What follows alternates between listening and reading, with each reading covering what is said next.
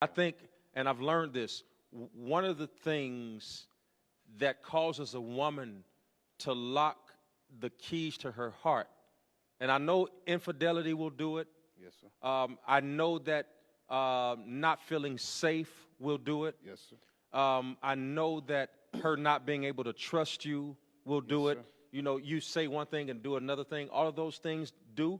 But I think that one of the biggest doors to a woman's heart that has the most complicated lock, of which only a single key can open, is she is very, very apt not to respond to harshness.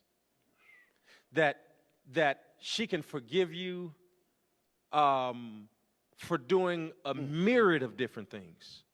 But if you are consistently harsh to a woman, I think that locks a door that not even she knows how to always unravel and unlock. Wow. Have you ever had an instance where you were harsher than you needed to be? And you wanted, and this is men because we want this, we can be harsh today and expect that moments after the harshness, she should be fine, we're moving on, and we're going on. But that harshness sticks with her. Because the Bible says in Colossians 3:19, it says, husbands, love your wives and do not be harsh with them.